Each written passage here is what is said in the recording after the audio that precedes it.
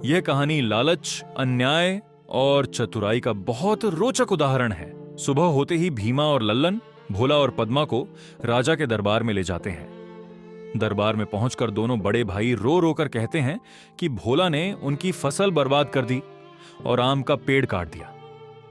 राजा सच्चाई जानने के लिए भोला से पूछता है। भोला विनम्रता से कहता है, महाराज, खेत का मेड़ मेरा हिस्सा था। अगर मैं अपनी मेड़ तोड़ दूं तो उसमें मेरा क्या दोष? और आम के पेड़ की जड़ मेरे हिस्से में थी। जड़ मेरी थी तो पेड़ भी मेरा ही हुआ। मैंने अपने हिस्से को ही काटा है।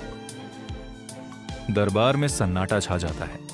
राजा बड़े भाइयों से पूछता है, क्या तुमने बंटवारे में ऐसा ही किया था? दोनों भाई सिर झुका लेते हैं। वे समझ जाते हैं कि अपने लालच में उन्होंने गलत बंटवारा किया था। राजा क्रोधित होकर कहता है, जब बंटवारा अन्यायपूर्ण था तो उसका परिणाम भी तुम्हें भुगतना ही पड़ेगा।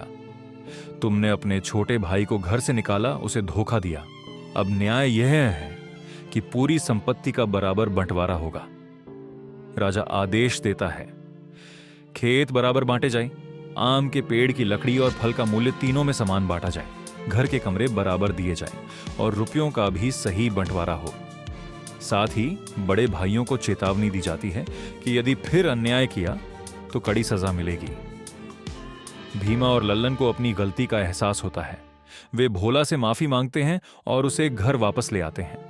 कहानी से शिक्षा, लालच का फल हमेशा बुरा होता है। अन्याय करने वाला अंत में स्वयं फंस जाता है। समझदारी और धैर्य से अन्याय का जवाब दिया जा सकता है। परिवार में बराबरी और न्याय सबसे जरूरी है।